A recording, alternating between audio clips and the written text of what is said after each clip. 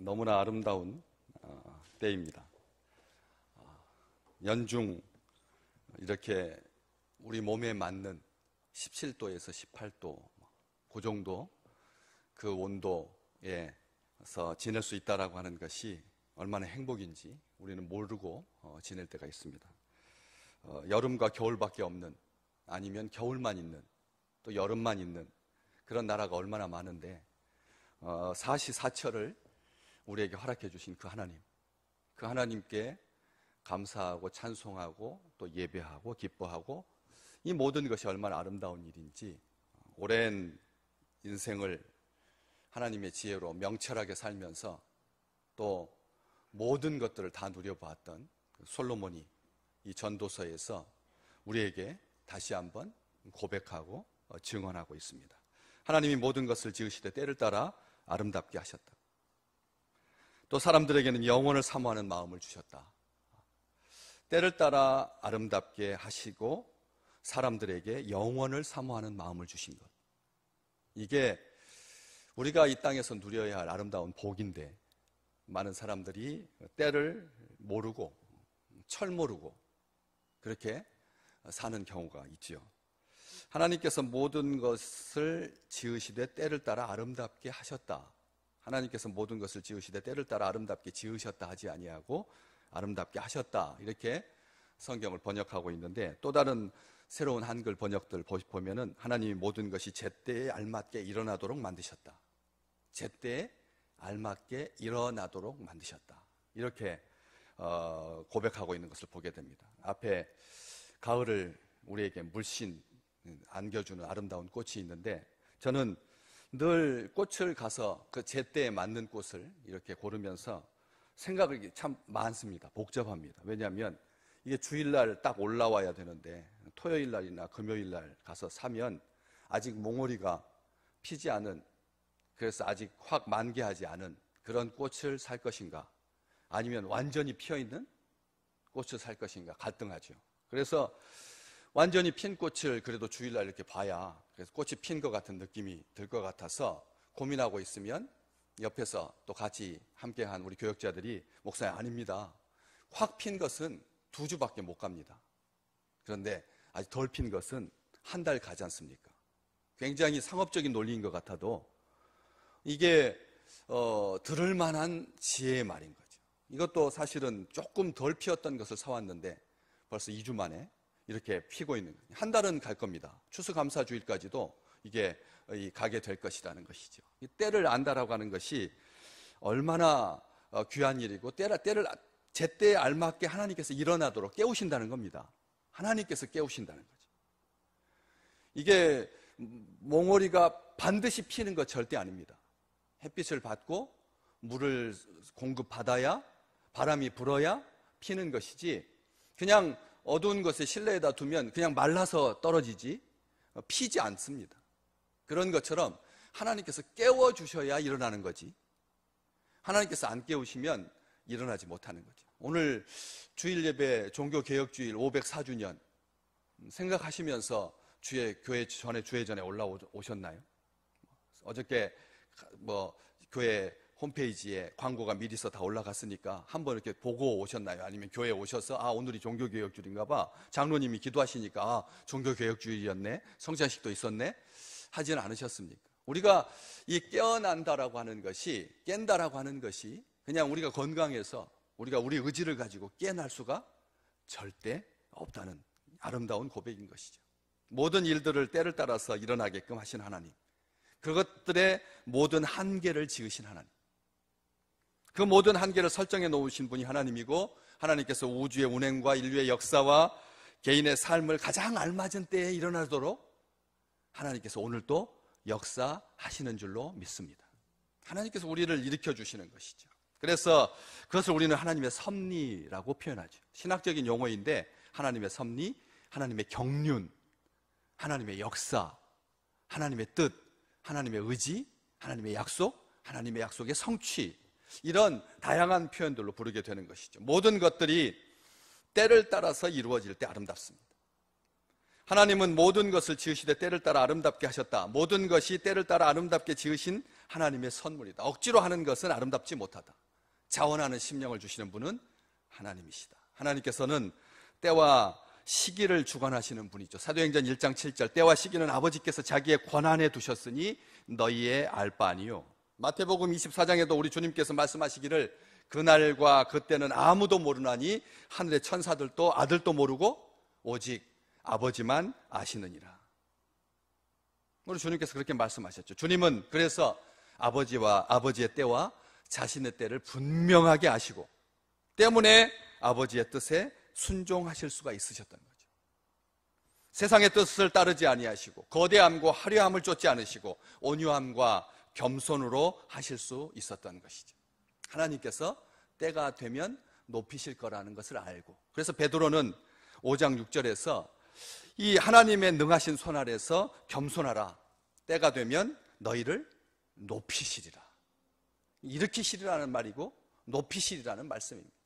억지로 자기가 높아지려고 애썼던 사람들, 우리는 늘 많이 듣지 않습니까? 나폴레옹이 황제가 되면서 자기가 자기 대관식에 자기 황제의 관을 자기가 썼다. 추기경이 씌워주는 거 쓰기 싫어. 사람이 감히 어떻게 나한테 왕관을 씌워주느냐 해서 자기가 쓰고 자기 부인 조세핀에게도 자기가 씌워주고. 그래서 옆에서 그걸 보는 사람들이 우습게 생각했죠. 지금은 하늘에 나는 새도 떨어뜨리니까 저런 짓을 자기 마음대로 하지만 워터루 전투에서 패하고 그리고 세인트 헬레나 섬에 유배되어서 그렇게 쓸쓸하게 세상을 끝나게 될 줄 누가 알았겠습니까? 땅에서 만족을 취하는 자에게 하나님께서 주시는 만족만이 영원하다라고 하는 것을 보여주는 역사적인 증거인 것이죠. 그래서 주님은 마태복음 24장에서 충성되고 지혜 있는 종이 되어서 주인에게 그 집 사람들을 맡아서 때를 따라서 양식을 나눠줄 자가 누구냐? 우리 주님께서 물으신 겁니다. 질문하고 계시고 요청하고 있는 겁니다. 때를 따라서 양식을 나눠줄 자, 주인이 올 때 그 종이 이렇게 하고 있는 것을 보면 그 종이 복이 있으리로다. 내가 진실로 너희에게 이르노니 주인이 그의 모든 소유를 그에게 맡기리라. 우리 주님께서 말씀해 주셨습니다. 때를 아는 사람은, 주님의 때를 아는 사람은 겸손하게 굴지 마치 자기의 때가 영원할 것처럼 아랫사람 함부로 하는 게 아니라는 거예요. 진정 충성되고 지혜 있는 종은 누구냐? 때를 따라서 양식을 나눠주는, 정말 불쌍히 여기는, 긍휼히 여기는 그 마음을 하나님께서 귀하게 보시고 하늘 유업을 그에게 주실 것이다. 우리 주님께서 말씀하고 계시는 거죠. 하나님의 때입니다. 지금은 하나님께서 일하시는 때입니다. 지금 코로나로 정부도 앞으로 못 나가는데 어정쩡한 거잖아요. 세상에서 방역을 확 풀었다가 마스크를 쓴 채 풀 거냐, 마스크를 벗은 채 풀 거냐, 5천 명까지 모이게 할 거냐, 5천 명 이상. 저는 그게 참 이해가 안 가더라고요. 그 툭 터진 야외 공연장에서 5천 명 모이는 거나 10,000명 모이는 것은 무슨 차이죠? 그런데도 정부는 이게 부담스러운 겁니다. 그래서 5천 명까지 제한하는 거예요. 그러니까 아니다. 아니, 하늘 터져 있고 마스크 잘 쓰고 10,000명 모이면 무슨 문제가 되겠느냐 해서 계속 청원을 넣고 있는 것이죠. 정부도 자신이 없어 합니다. 왜요? 그들의 때가 아니기 때문에 그런 겁니다. 하나님의 때라는 거죠. 시기와 기한은 하나님의 것입니다. 하나님께서 하나님의 때에 일하십니다. 하나님의 때에 하나님께서 책임지시고 하나님께서 때를 따라서 아름답게 만들어 가시는 하나님의 손길에 모든 것이 달려있는 것이죠. 그래서 하나님께 시선을 고정하라는 뜻입니다. 그냥 아름답네, 아름답네. 치악산의 단풍이 아름답고 설악산의 단풍이 아름답고 아직 통일 안 되어서 못 가보지만 묘양산의 그 단풍이 그렇게 곱고 그렇게 아름답게 감탄하라고 하는 것이 아니라 시선을 하나님께 고정해라. 사건 상황에 따라서 일희일비하지 마라. 하나님께 초점을 맞추라. 하나님께서 모든 것을 완성하실 것이다. 선하게 이루실 것이다. 히브리서 4장 16절, 때를 따라 돕는 은혜를 얻기 위하여 은혜의 보좌 앞에 담대히 나아갈 것이니라. 때를 따라서 하나님께서 우리에게 주시는 그 놀라운 완성, 성취, 높이시는, 일으켜 세우시는 그 하나님의 은혜 아래 하나님 앞에 그 은혜를 받으려고 주의 전에 와라. 보좌 앞에 담대히 나아가라. 이렇게 말씀하고 계시는 거죠. 그런데 여기까지만 했으면 딱 좋은 말씀인데 그 뒤에다가 사족을 달듯이 후반부에 그러나 하나님이 하시는 일의 시종을 사람으로 측량할 수 없게 하셨도다. 이것만 딱 빼면 모든 것이 하나님께 감사하고 하나님께 초점을 맞추고 하나님을 기뻐하고 하겠는데 왜 이 말씀을 하셨을까? 하나님이 하시는 일의 시종을, 처음과 끝을 사람으로 측량할 수 없게 하셨다. 하나님께서 사람에게 영원을 사모하는 마음을 주셨습니다. 그러면서도 하나님께서 하시는 일의 시종을 알 수 없게 하셨다. 하나님께서 모든 것을 지으시되 때를 따라서 아름답게 하셨는데 가장 아름다운 것이 뭐냐는 거죠. 가장 아름다운 게 뭐냐? 사람들에게 영원을 사모하는 마음을 주셔서, 영원을 사모하는 마음. 시간이 지나가고 시간이 지나가죠. 이번 노태우 대통령 장례식 거기에서 이 조사를 하셨던 전 국무총리였죠. 얼굴을 딱 뵈니까 야, 시간이 많이 흘렀구나.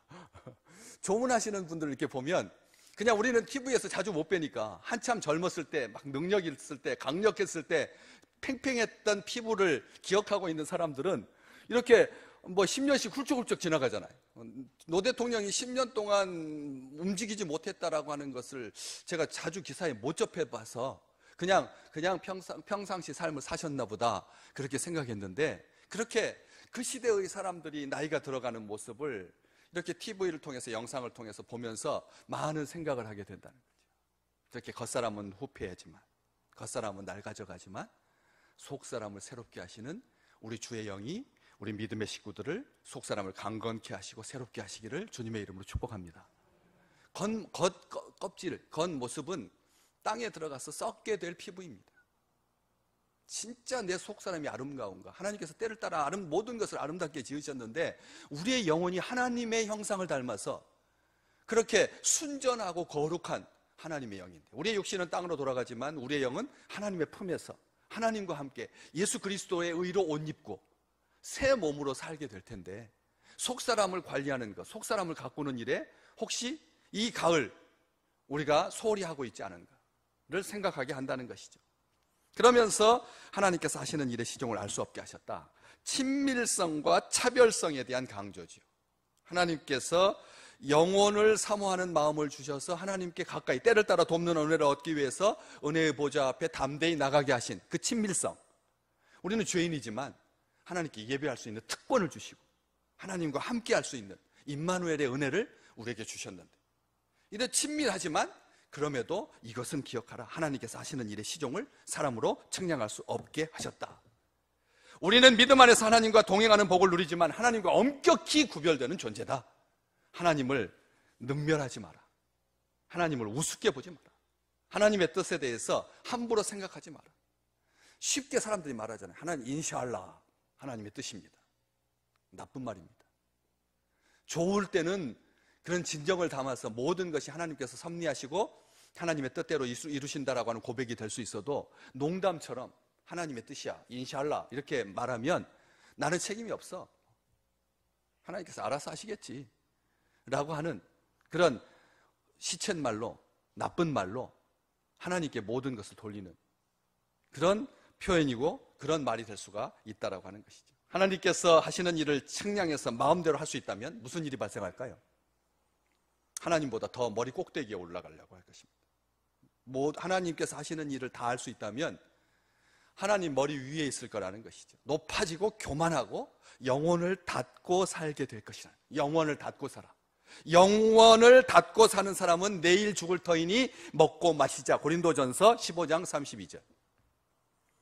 부활이 없다고 하는 사람들이 내일 죽을 거니까 먹고 마시자 이렇게 말하는, 영혼을 사모하는 마음이 없으니까 내일 부활을 못 믿는 거죠. 믿어지겠습니까? 그러니까 먹고 마시게 된다. 먹고 마시게 하는 것에 집중하는 것, 이것은 하나님의 뜻이 아닙니다. 하나님의 나라는 먹고 마시는 것이 아니라 그랬거든. 하나님의 의와 하나님의 평강이지 먹고 마시는 것이 아닌데, 많은 사람들이 먹는 일, 마시는 일, 집 사는 일, 꾸미는 일 굉장히 많이 신경 씁니다. 오히려 마스크를 쓰니까 이제 화장을 반만 해도 된다고 생각해서 눈썹만 이렇게 하고 밑에는 뭐 할 필요가 없으니까 저도 가끔씩 이 밑에, 이게 저도 그냥 특별히 제가 말씀드렸잖아요. 주일날 수염이 잘 자란다고. 수염이 잘 자라가지고 잠깐 하면은 마스크 썼다라고 하는 생각 때문에 여 밑에는 해가지고 그냥 잘못 가서 식사하려고 이렇게 벗으면 이게 거칠거칠 벌써 수염이 일어나거든.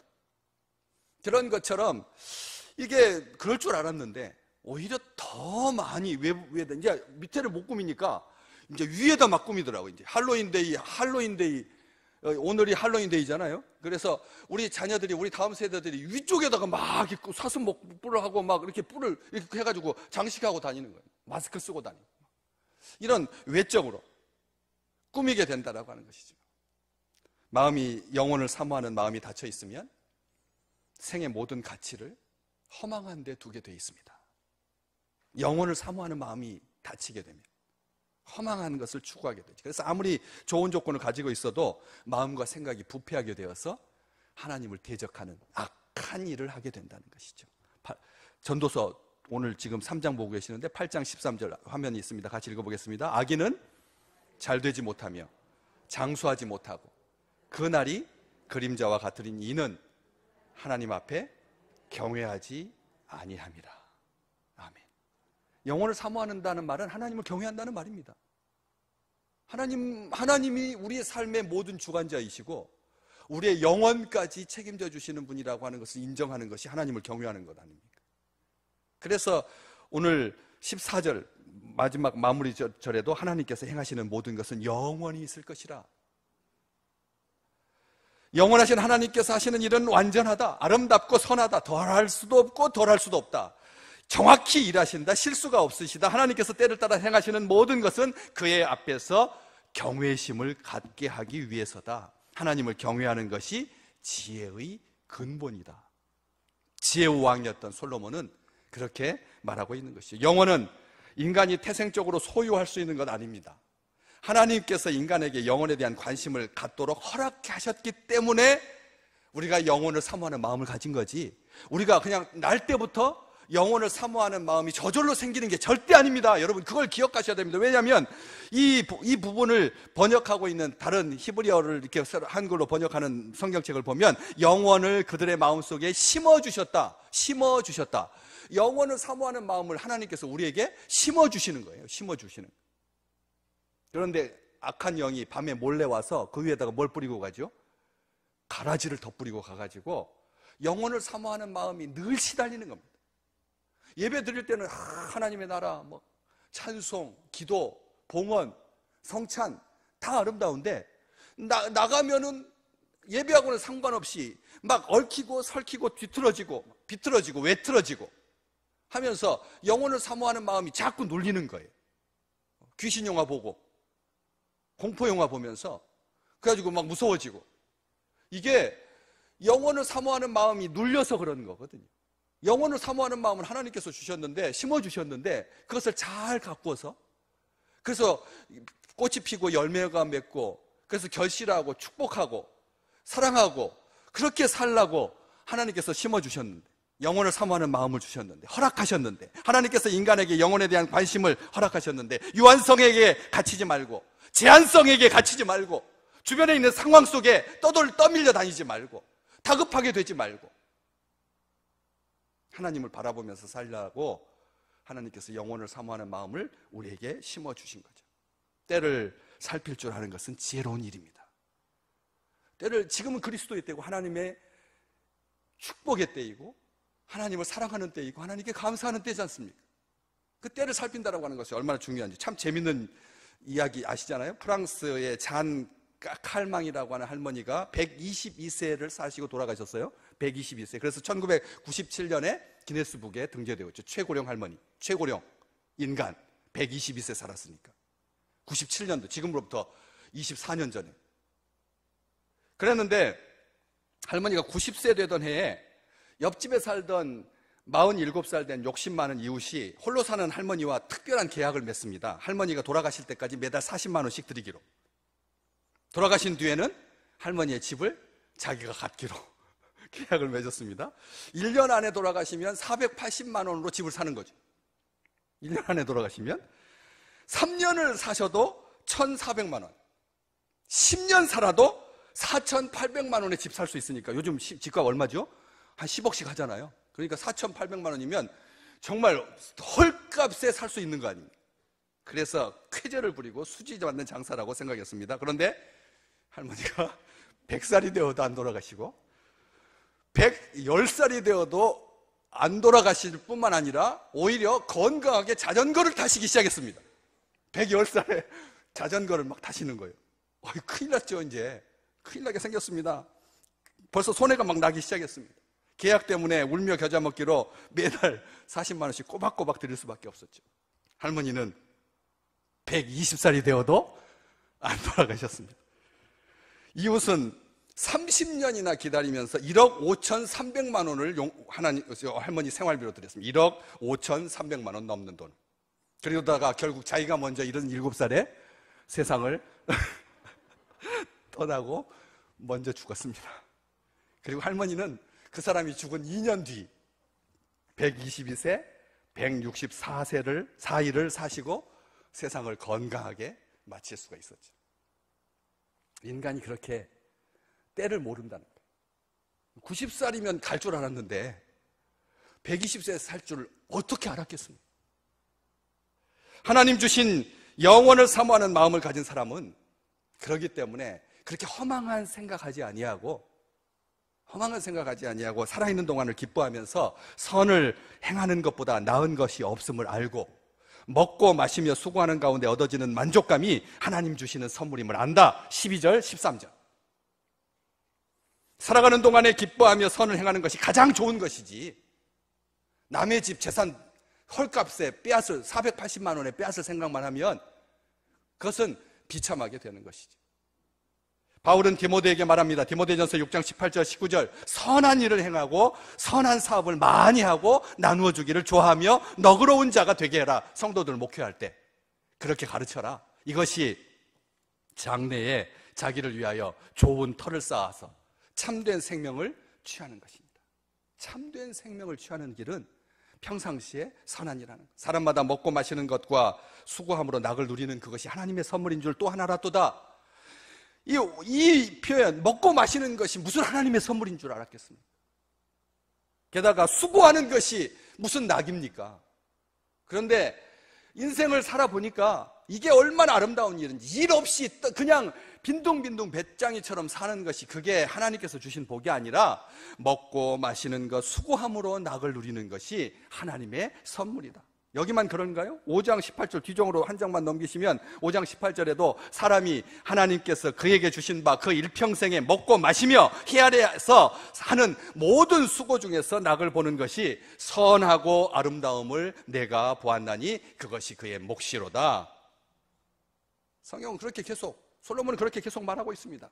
먹고 마시고 수고할 터전과 열매를 주시는 분은 하나님이신 줄 내가 알았도다. 하나님의 은혜로 우리는 오늘도 먹고 마시고 수고하며 열매를 거둡니다. 결실합니다. 복 있는 사람은 때를 소유한 사람입니다. 때를 가진 사람이라는, 때를 취하는 사람이라는, 때한테 끌려가는 것이 아니라 열매를 지닌 사람. 현재는 하나님께서 우리에게 주신 선물입니다. 영어로 현재와 선물은 같은 말입니다. 일상에서 행복을 느끼는 것이 지혜로운 삶이고 하나님을 경외하는 삶이고 영혼을 사모하는 마음이라는 것이죠. 영화 죽은 시인의 사회 많이 보셨고 또 아실 겁니다. 거기서 키팅 선생님이 자주 하셨던 말, 카르페 디엠. 무슨 뜻입니까? 오늘을 꽉 붙잡아라. 오늘을 꽉 잡아라. 무슨 말입니까? 쾌락으로 하루하루를 살라는 말이 아니라 영혼을 사모하는 마음으로, 그래서 지금을 포기하고 영혼만 생각하는 것이 아니라 지금을 붙잡는 것. 지금이 가장 아름다워. 지금은 주님의 시간이다. 지금은 그리스도의 계절이다. 우리 찬양 너무나 잘 아시는 주님의 시간에 그의 뜻 이루어지기 기다려 하루하루 살 동안 주님 인도하시니 주 뜻 이룰 때까지 기다려. 주님의 시간이고 주님께서 이루신다. 주님은 22절 말씀, 오늘 본 말씀 쭉 밑으로 내려가서 22절 말씀, 자기 일에 즐거워하는 것보다 더 나은 것이 없음을 보았나니, 그것을 아는 그것이 그의 몫이다. 자기 일에 즐거워하는 것, 이것이 아름다운 거다. 이게 행복한 거다. 이게 하나님을 경외하는 사람의 자세다. 하나님 자신이 하는 일을 통해서 기쁨을 느끼는 그런 지혜로운 삶을 사시기를 주의 이름으로 축복합니다. 하나님께서 우리에게 주신 영혼을 사모하는 마음으로 하루하루를 감사하면서 기쁘게 사시기를 바랍니다. 무엇을 먹든지 무엇을 마시든지 무슨 일을 하든지 심령의 낙을 누리면서 하늘을 사모하고 영혼을 사모하고 하나님의 유업을 사모하고 하나님의 기쁨 가운데 그렇게 풍성한 이 늦가을 11월 되시기를 주님의 이름으로 축복합니다.